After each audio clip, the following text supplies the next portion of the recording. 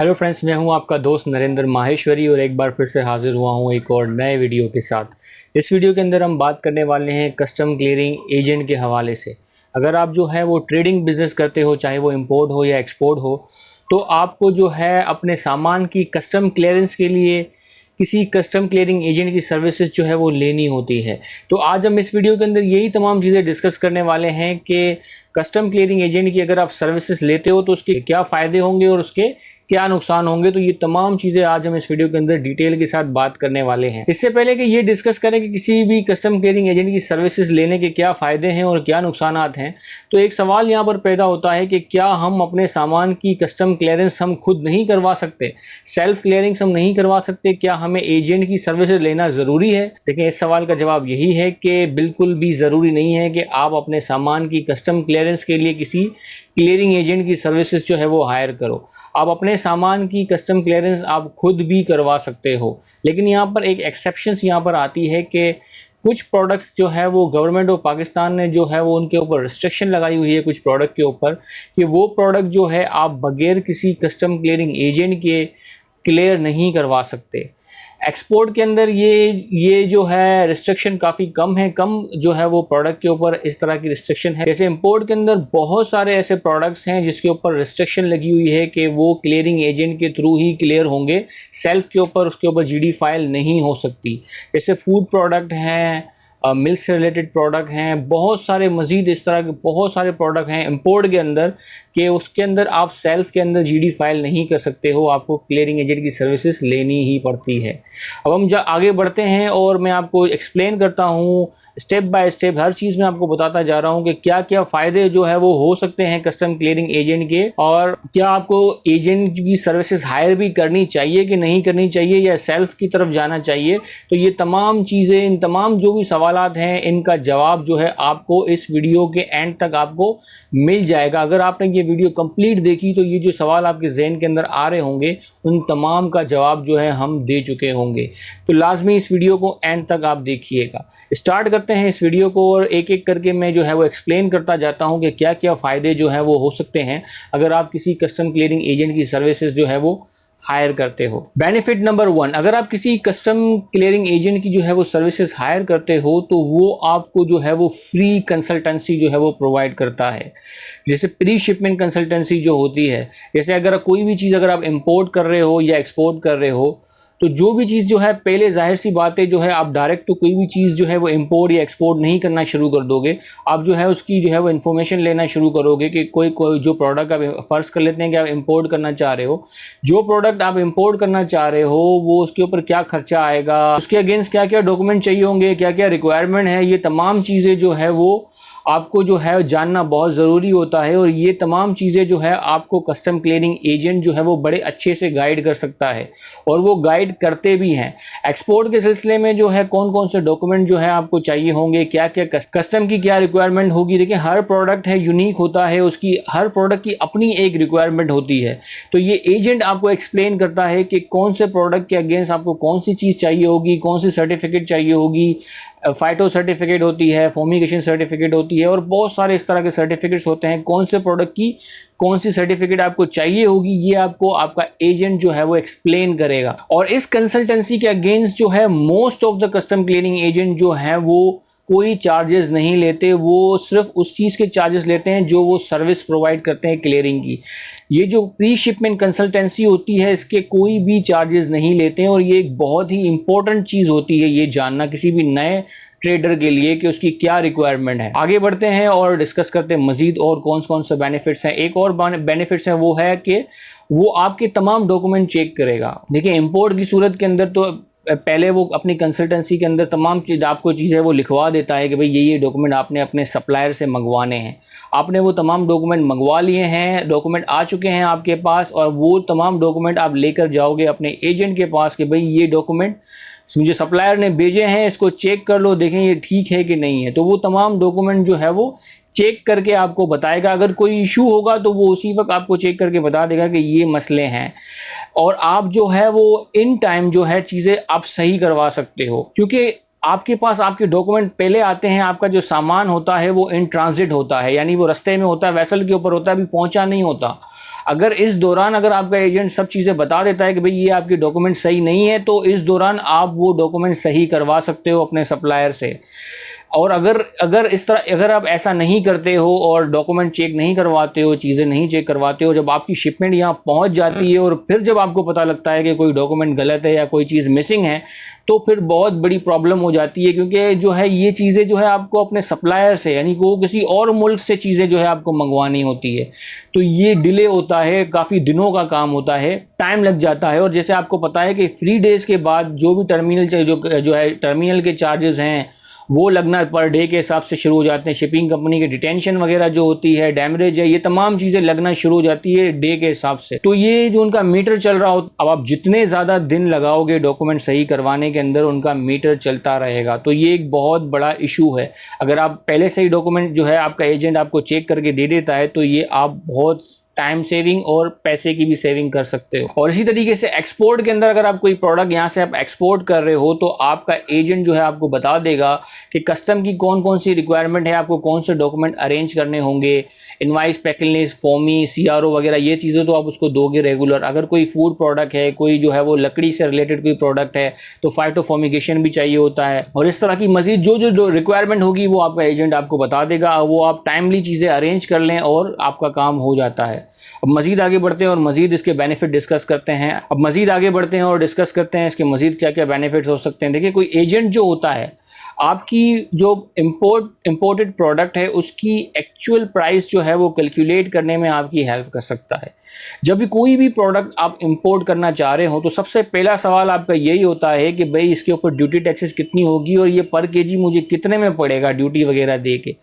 तो इस सवाल का जवाब जो है आपको कस्टम क्लियरिंग एजेंट बहुत अच्छे तरीके से किसी हद तक दे सकता है। 100% एक्यूरेसी तो वो उसी वक्त होती है जब आप अपना प्रोडक्ट इंपोर्ट करते हो, उस वक्त हो सकती है, लेकिन किसी हद तक वो जो है वो एस्टीमेट आपको दे देता है। 19-20 का डिफरेंस उस वक्त हो सकता है, तो वो आपको एस्टीमेट दे देता है। और ये एक बहुत इंपॉर्टेंट चीज़ है कि प्राइस कैलकुलेट करके आपको दे देना, कि भाई ताकि आप इसकी फिजिबिलिटी चेक कर सको कि भाई ये जो प्रोडक्ट आप इंपोर्ट करना चाह रहे हो, क्या ये फिजिबल है कि नहीं, मुझसे कोई लेगा कि नहीं, मैं जब इंपोर्ट करूंगा सारे खर्चे पे करने के बाद मैं मार्केट में इसको बेच पाऊंगा कि नहीं। ये तमाम चीज़ें बहुत इंपॉर्टेंट होती है और एजेंट जो है इसके अंदर बहुत ही ज़्यादा इंपॉर्टेंट रोल प्ले करता है इसके अंदर। इसी तरीके से जो है वो एक्सपोर्ट के अंदर जो है वो आपको प्रोवाइड कर देगा कि भाई देखें एक्सपोर्ट के अंदर जो है वो क्या क्या खर्चे। एक्सपोर्ट के अंदर ड्यूटी टैक्सेस नहीं होते।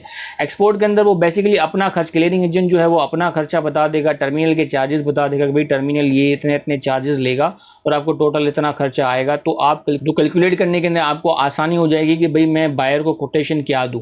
तो ये तमाम चीज़ें बड़ी इंपॉर्टेंट होती हैं और ये एजेंट जो है आपकी हेल्प करता है इसके अंदर। अब आगे बढ़ते हैं मजीद और मजीद जो है चीज़ें डिस्कस करते हैं कि देखें, अगर आपका पाला किसी प्रोफेशनल और अच्छे क्लियरिंग एजेंट से पड़ा है और वो उस प्रोडक्ट के जो आप इंपोर्ट करना चाह रहे हो उसके अंदर एक्सपर्ट है, फिर तो वो आपकी क्लियरेंस जो है वो बहुत ही ज़्यादा तेज़ी से करवा सकता है। कोई भी इशू उसके अंदर आपको नहीं आएगा, क्योंकि उसका डेली का काम होता है ये चीज़ें करना। तो कोई भी मसला उसके अंदर नहीं आता। वो डिलीवरी बहुत ही ज़्यादा जल्दी जो है वो आपको दिलवा कर दे सकता है। अगर जल्दी डिलीवरी आपकी वो दिलवा सकता है तो इसका मतलब वो जो डैमेज, जो डिटेंशन जो है वो कुछ लापरवाही की वजह से जो है वो एक ट्रेडर एंड इंपोर्टर को लग जाते हैं, तो उससे आप बच सकते हो। वो जल्दी आपको डिलीवरी दिलवा कर देगा, आपके पैसे की बचत करवाएगा। जो डिटेंशन और डैमेज और फीसिस जो एक्स्ट्रा लग रही होती हैं जो है वो डिले करने की वजह से, वो नहीं लगेंगी और इससे आपकी बचत होती है पैसे की और बहुत सारी चीज़ों की। और ऐसे बहुत सारे बेनिफिट्स हैं जो आप हासिल कर सकते हो किसी कस्टम क्लियरिंग एजेंट से। अब बात करते हैं इसके नेगेटिव एस्पेक्ट। अब हम बात करते हैं कि लॉसेस के ऊपर, के डिसएडवांटेजेस के ऊपर, कि भाई अगर आप एजेंट हायर करते हो तो उसके क्या क्या नुकसान आपको हो सकते हैं। ये साथ में ये भी चीज़ें बताना बहुत ज़रूरी है। अब सबसे बड़ा नुकसान है किसी क्लियरिंग एजेंट को हायर करने का कि कुछ क्लियरिंग एजेंट जो हैं वो ऐसे हैं यहाँ पर जो बहुत ही ज़्यादा ओवर चार्ज करते हैं। उनकी चार्जेस जो है वो काफ़ी ज़्यादा होते हैं, जो रेगुलर बनते हैं, जो जायज़ जो उनकी फ़ीस बनती है उनसे वो कई गुना ज़्यादा जो है वो ऐसे चार्जेस ले रहे होते हैं, जो बिल्कुल भी फेयर नहीं है। लेकिन दोस्तों, सब के सब क्लियरिंग एजेंट इस तरह के नहीं होते हैं। मेरे अपने दोस्त जो हैं वो मेरे बहुत अच्छे दोस्त हैं, काफ़ी सारे हैं, और वो क्लियरिंग एजेंसी जो है वो चला रहे होते हैं। तो यकीन माने मैं उनके बिल देख रहा होता हूँ, वो जो है मुनासिब चार्जेस जो है वो ले रहे होते हैं, इससे ज़्यादा मैंने कभी आज तक नहीं दिया। कुछ रेयर केसेस ऐसे हो जाते हैं जिसमें लेना पड़ता है, अदरवाइज तो नॉर्मली रूटीन के अंदर इस तरह की कोई चीज़ें नहीं होती। कितने चार्जेस होते हैं, क्या होते हैं, अब ये बताना बहुत बहुत बहुत मुश्किल है। हर क्लियरिंग एजेंट जो है वो अपने चार्जेस ले रहा होता है, कोई फिक्स यहाँ पर कोई चीज़ें नहीं है। फिर भी मैं अंदाज़न आपको बता देता हूँ कि इंपोर्ट के जो है वो देखें कंटेनर वाइज भी डिफरेंट होता है, एलसीएल अलग अलग चीज़ें होती हैं, लेकिन फिर भी आप जहन में रख लें कि क्लियरिंग एजेंट के जो है वो बाकी जितने जो रसीदी खर्चे हैं उनको छोड़ के जो है वो 5 से जो है वो 10,000 रुपये चार्जेस लेते हैं, और इतना ही होता है, इससे ज़्यादा नहीं होता। और जो दूसरा जो सबसे बड़ा नुकसान हो सकता है किसी अनप्रोफेशनल क्लियरिंग एजेंट के हत्थे चढ़ने का, और वो होता है डिलीवरी में डिले। ऐसे बहुत सारे क्लियरिंग एजेंट्स जो हैं, हमें लोग शिकायतें कर रहे होते हैं उन लोगों की कि भाई हमारा जो कार्गो है वो 10 दिन से आया हुआ है, 15 दिन से आया हुआ है, और हमारा क्लियरिंग एजेंट डॉक्यूमेंटों में ही फंसा पड़ा है। अभी तो उसको यही नहीं पता कि डॉक्यूमेंट जो है ये रिक्वायर्ड हैं, इसको मिलेंगे कहाँ से या क्या होगा, तो वो बेचारे फंसे पड़े होते हैं सब चीज़ों के अंदर। अब देखिए वो क्लियरिंग एजेंट का भी कसूर नहीं होता, क्योंकि वो जो प्रोडक्ट वो अपने सर ले लेते हैं क्लियरिंग के लिए, वो उसके अंदर एक्सपर्ट नहीं होते, वो या तो फर्स्ट टाइम कर रहे होते हैं या उसको इतनी नो हाउ नहीं होती। तो वो इस तरह की चीज़ें जो है, जो इम्पोर्टर नया होता है ना, वो बेचारा जो है वो उसके अंदर बहुत प्रॉब्लम फेस करता है, और डिले जो है वो डिलीवरी के अंदर वो ये लोग कर रहे होते हैं। डिलीवरी के अंदर डिले करोगे, जाहिर सी बात है वो वहाँ पड़ा हुआ है, वो पर डे के हिसाब से, जैसे मैंने पहले भी कहा कि पर डे के हिसाब से जो है वो उनके मीटर चल रहे होते हैं, टर्मिनल का भी और शिपिंग कंपनी का भी, तो वो अच्छा खासा डॉलर्स में जो है उनको पेनल्टियाँ पे करनी पड़ रही होती हैं ट्रेडर को। तो ये एक बहुत बड़ा लॉस होता है। तो इसीलिए मैं हम बार बार कह रहे होते हैं कि किसी प्रोफेशनल कस्टम क्लियरिंग एजेंट के साथ जो है वो काम आपको करना चाहिए, और ना कि किसी मिडल मैन के हाथे चढ़ें, क्योंकि मिडल मैन भी जो है यहाँ पे बहुत सारे ऐसे लोग हैं जो क्लियरिंग एजेंट नहीं होते, वो या तो उनका काम फॉरवर्डिंग का होता है या कोई और काम होता है, तो वो भी क्लियरिंग एजेंट बन के यहाँ पे मार्केट में बैठे होते हैं। फिर वो काम आपसे लेंगे और फिर काम किसी क्लियरिंग एजेंट को वो दे रहे होते हैं, और बीच में एज अ मिडल मैन का काम कर रहे होते हैं। तो इससे भी आपकी जो काफ़ी कॉस्ट है ये बढ़ जाती है। आपको जब भी किसी क्लियरिंग एजेंट के साथ काम करो तो पहला सवाल आप उनसे यही करो कि भाई आप खुद क्लियरिंग एजेंट हो या मिडल मैन हो, और अक्सर जो है अगर क्लियरिंग एजेंट हो तो मुझे अपना लाइसेंस नंबर आप बताओ, उनका लाइसेंस नंबर आप चेक करें। ये तमाम चीज़ें जो है मैं अपने आने वाली वीडियो के अंदर मैं आपको बताऊंगा कि आप कैसे क्लियरिंग एजेंट जो है वो आप जो है चेक कर सकते हो कि वो कितने पुराने हैं, उसका असल ऑनर कौन है, ये तमाम चीज़ें आप चेक कर पाओगे। मैं ये भी डिस्कस करूंगा कि अपने अपने जो प्रोडक्ट है, जो भी आपका प्रोडक्ट है, उसका स्पेशलिस्ट कस्टम क्लियरिंग एजेंट कौन है। जो प्रोडक्ट आप इंपोर्ट कर रहे हो उसका रेगुलर और जो सालों से उस प्रोडक्ट के ऊपर काम कर रहा है वो कैसे आप तलाश कर सकते हैं, ये भी मैं आपको आने वाले वीडियोस के अंदर मैं डिटेल के साथ जो है एक्सप्लेन करूंगा। इसीलिए मैं आपको बार बार कह रहा हूं कि अगर आपने अभी तक हमारे चैनल को सब्सक्राइब नहीं किया तो आप हमारे चैनल को सब्सक्राइब कर लें, ताकि इस तरह की वीडियोस की नोटिफिकेशन आप तक पहुंचते रहें और कोई भी चीज़ आप मिस ना करो।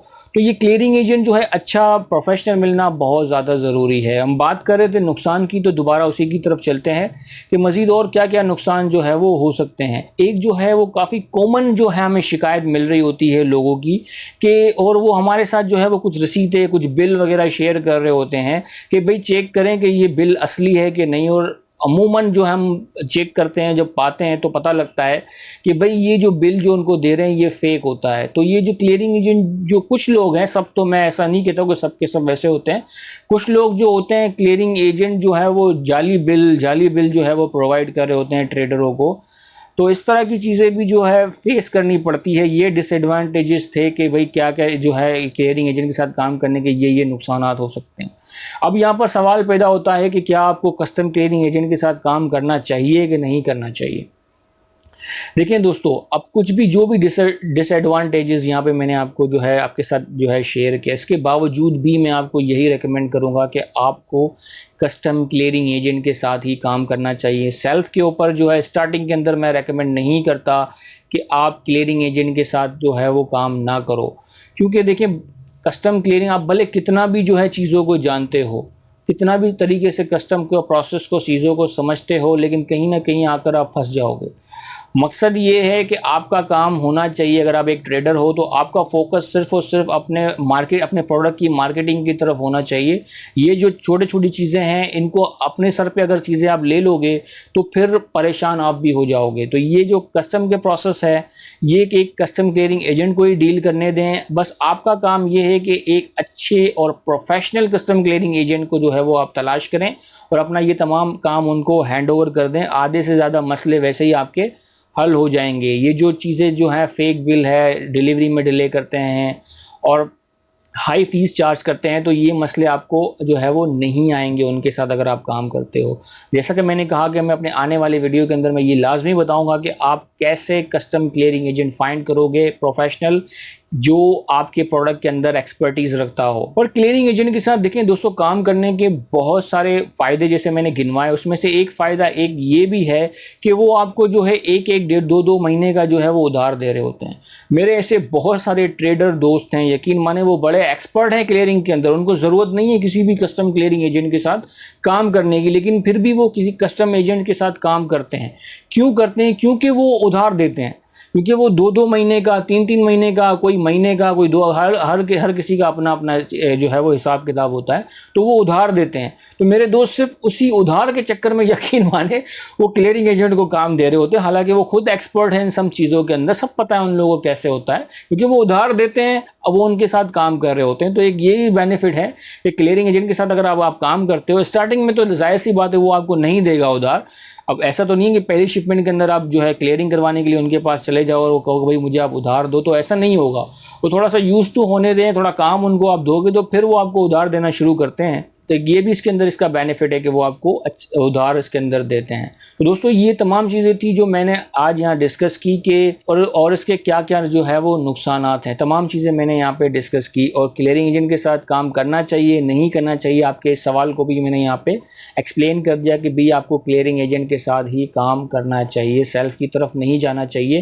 क्योंकि क्लियरिंग एजेंट जो होता है उसकी अपनी भी जो है एक वर्थ होती है, उसकी रेपुटेशन होती है, ये उसका भी जो है आपको बहुत ज़्यादा फायदा होता है, क्योंकि ये जो है सालों से काम कर रहे होते हैं फील्ड के अंदर, तमाम लोग इनको जानते हैं, कस्टम ऑफिसर भी इनको जानते हैं, टर्मिनल के जो बंदे हैं वो भी इनको जानते हैं, तो उनकी अच्छी खासी जो है रेपुटेशन होती है, तो इससे आपका फ़ायदा होता है। तो दोस्तों उम्मीद है ये चीज़ें जो है आपको समझ में आई होंगी। हमने पूरी कोशिश की आपको जो है वो आसान से आसान अल्फाज में समझाने की। अगर मज़ीद कुछ भी पूछना हो आप हमें कमेंट्स में पूछ सकते हो, हम जल्द से जल्द उनका रिप्लाई करने की कोशिश करेंगे। अपना बहुत बहुत ख्याल रखिएगा। अल्लाह हाफ़िज़।